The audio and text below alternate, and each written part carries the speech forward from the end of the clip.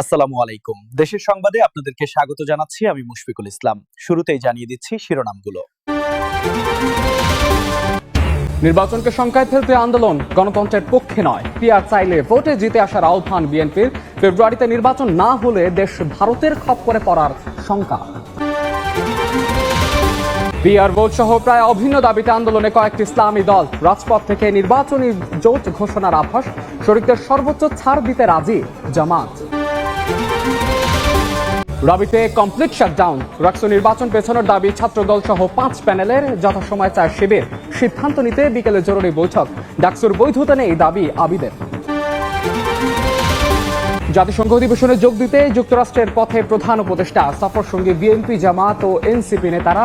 আজ শুরু উচ্চ পর্যায়ের বৈঠক। এবং শেষ হল শেখ হাসিনার বিরুদ্ধে জুলাই হত্যা মামলা সাক্ষ্য জেরা। গণ অভ্যুত্থানের প্রথম শহীদ আবু সাইদ হত্যা মামলাও সাক্ষ্য গ্রহণ।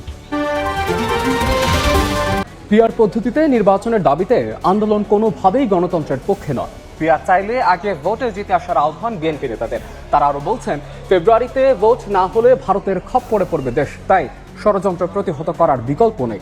আরো বলেন, 111-এর মতো -2 বাস্তবায়নের লক্ষ্যে বিএনপির বিরুদ্ধে পরিকল্পিতভাবে অপপ্রচার চালাচ্ছে একটি মহল। আগামী নির্বাচন কোন পদ্ধতিতে হবে এ নিয়ে রাজনৈতিক দলগুলোর পাল্টাপাল্টি যুক্তিতর্কে বাড়ছে সংশয়। পিআর সহ নানা দাবিতে আলোচনার টেবিল ছেড়ে কোনো দল নেমেছে রাজপথে। আনুপাতিক পদ্ধতিতে নির্বাচনের বিপক্ষে অনড় বিএনপি বলছে, পিআরের দাবিতে আন্দোলন কোনোভাবেই গণতন্ত্রের পক্ষে নয়। সোমবার দুপুরে জাতীয় প্রেস ক্লাবের সামনে এক প্রতিবাদ সমাবেশে বিএনপি চেয়ারপারসনের উপদেষ্টা জয়নুল আবদিন ফারুক আরো বলেন, পিআর চাইলে ভোটে জিতে আসতে হবে। ইন্টেরিয়াম গভর্নমেন্টকে বিষাক্ত করে তোলার জন্য আপনারা রাস্তায় নেমে যে আমাদেরকে বিভক্তি করার হীনক চেষ্টা করছেন। আপনাদের উদ্দেশ্যে বলতে চাই, এটা কি গণতন্ত্রের পক্ষের লোক হলেন? যদি গণতন্ত্রের পক্ষের লোক হয়ে থাকেন, কেন প্রফেসর মোহাম্মদ ইউনূসকে আজকে শঙ্কার মধ্যে পাঠাচ্ছেন? সে পিআর পদ্ধতি যদি আনতে হয়, বাংলাদেশের ফেব্রুয়ারি নির্বাচনে জনগণের কাছে যান, ভোট দিয়ে সংসদে শেরে বাংলা নগরের সংসদে যা সংখ্যাগরিষ্ঠতা অর্জন করে ক্ষমতায় যান, সংবিধান পরিবর্তন করে পিআর দেন। জাতীয় প্রেস ক্লাবের সামনে আরেক অনুষ্ঠানে বিএনপির ভাইস চেয়ারম্যান আসাদুজ্জামান খান রিপন বলেন, ফেব্রুয়ারিতে ভোট না হলে ভারতের খপ্পরে পড়বে দেশ, তাই ষড়যন্ত্র প্রতিহতের বিকল্প নেই। আওয়ামী লীগ মনে করছে, যদি নির্বাচন কোনোভাবে ঠেকিয়ে দেওয়া যায়, যদি কোনোভাবে বিলম্বিত করা যায়, তাহলে প্রফেসর মোহাম্মদ ইউনূস রাগে দুঃখে তিনি হয়তো ক্ষমতা ছেড়ে যাবেন। তারপর হয়তো ভারতের প্রেসক্রিপশনে এখানে অন্য কোনো সরকার ক্ষমতায় বসবে। নানা দফা দাবি নামে নির্বাচনকে বিলম্বিত করার চেষ্টা করছেন। মনে করছেন আরেকটু সময় পেলেই পেটে ক্ষুধা লাগবে এবং বেশি করে খেতে পারবেন। সেটা কিন্তু আমরা বুঝি। নয়াপল্টনে এক অনুষ্ঠানে বিএনপির সিনিয়র যুগ্ম মহাসচিব রুহুল কবির রিজভী আহমেদ বলেন, বিএনপির বিরুদ্ধে চক্রান্তের অংশ হিসেবে পরিকল্পিতভাবে অপপ্রচার চালাচ্ছে একটি মহল। আগামী নির্বাচনে বিএনপিকে প্রতারিত করা, বিএনপি যাতে ভালো ফল করতে না পারে, এই কারণে প্রশাসনকে তারা তাদের নিজের হাতের মুঠোয় নেওয়ার একটা প্রচেষ্টা করেছেন। শেখ হাসিনা পারেনি, এখন যারা ভেতর থেকে চেষ্টা করছে তারাও সেই জিনিসটি করতে পারবেন না। পিআর পদ্ধতিতে নির্বাচন সহ নানা দাবিতে আন্দোলনের মাঝেই প্রাথমিক জোটের ঘোষণা দিতে পারে ইসলামী দলগুলো। তবে এটি চলমান আন্দোলনে বড় দলগুলোর আচরণের উপর নির্ভর করছে বলে মনে করেন কয়েকটি সংগঠনের নেতা। আর জোট গঠনে সর্বোচ্চ ছাড় দিতে রাজি বলে জানিয়েছেন জামায়াত সেক্রেটারি জেনারেল। বিস্তারিত শফিক মুন্সির প্রতিবেদনে। জুলাই সনদের আইনি ভিত্তি, পিআর পদ্ধতিতে নির্বাচন সহ বিভিন্ন দাবিতে কর্মসূচি নিয়ে রাজপথে বেশ কয়েকটি ইসলামী দল। রাজধানী ও বিভাগীয় শহরে আলাদা আলাদা বিক্ষোভ সমাবেশ ও মিছিল করেছেন দলগুলোর নেতাকর্মীরা। প্রায় অভিন্ন দাবি নিয়ে আন্দোলনের মধ্যেই এবার আলোচনায় ইসলামী দলগুলোর নির্বাচনী জোট প্রসঙ্গ। চলতি বছরের শুরু থেকে বিভিন্ন কর্মসূচিতে একই মঞ্চে দেখা গেছে জামায়াত, ইসলামী আন্দোলন ও খেলাফত মজলিস সহ বিভিন্ন ইসলামী দলের শীর্ষ নেতাদের। নির্বাচনী সমঝোতার স্বার্থে গত এপ্রিল থেকে জামায়াত ছাড়া 5টি ইসলামী দলের মধ্যে হয়েছে লিয়াজু কমিটিও। এবার চলমান আন্দোলনের মধ্য দিয়ে নির্বাচনী প্রাথমিক জোট করার আভাস ইসলামী আন্দোলন বাংলাদেশ আমিরের। ইসলামী সমমনা দলগুলো অর্থাৎ ইসলামী পক্ষে একটি ভাষ্য, আর সাথে সাথে যারা দেশপ্রেমী রয়েছে তাদেরকে নিয়ে নির্বাচনে আমরা একটা সমঝোতা করা এই সিদ্ধান্ত এবং ঘোষণা আমাদের আগেই আছে। তারই একটা বর্তমানে যে যুগপথের মতো যে আন্দোলনগুলো চলছে তারই কাঙ্ক্ষিত একটা বাস্তবতা, এটা আপনি বলতে পারেন। এদিকে আন্দোলনের মাঠ থেকেই প্রকাশ্যে আসতে পারে জোট, এমন দাবি বাংলাদেশ খেলাফত মজলিস মহাসচিবের। তবে অন্যরা বলছেন বড় দলগুলোর আচরণের ওপর অনেকটাই নির্ভর করছে জোট গঠনের সম্ভাবনা।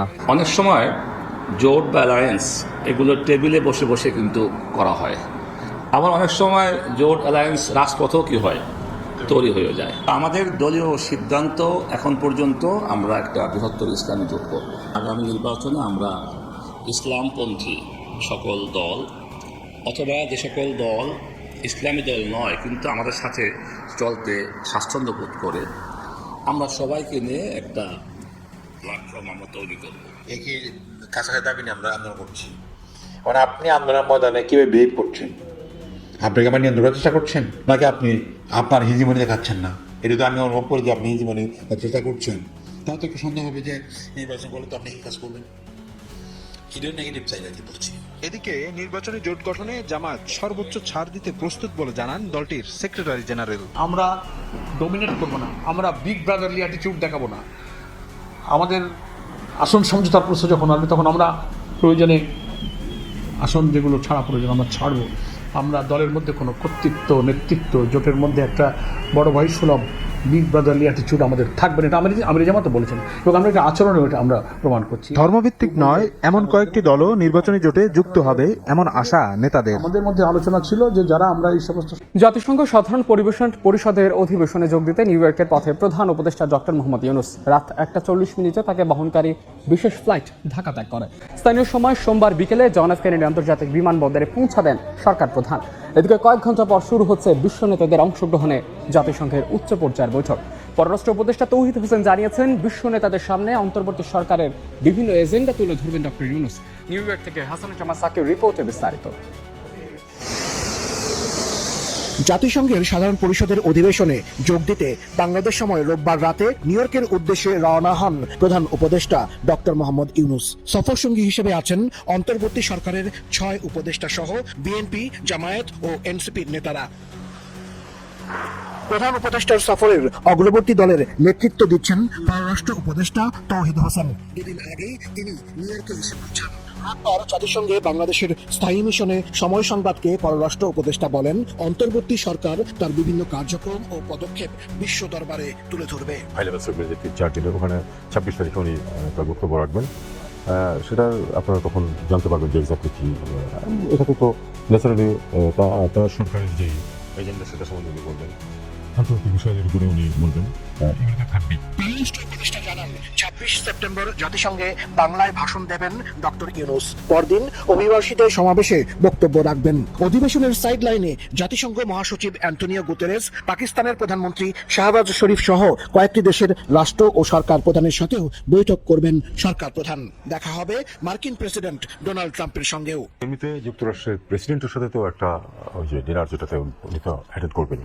এছাড়া কিন্তু যুক্তরাষ্ট্রের প্রেসিডেন্টের সাথে কখনোই দ্বিপাক্ষিক হয় না। এই একটা রিসেপশন উনি দেন যেখানে সবাই হাজির থাকে, সেখানেই তার সাথে দেখা হবে, হয়তো একটু সৌজন্য বিনিময় হবে, সেটা হতে পারে। এবছর জাতিসংঘের 80তম বার্ষিকী। এ উপলক্ষে উচ্চ পর্যায়ের বৈঠকে যোগ দিচ্ছেন বিভিন্ন দেশের রাষ্ট্র ও সরকার প্রধান। এবারে সাধারণ পরিষদের অধিবেশনের প্রতিপাদ্য ব্যাটার টুগেদার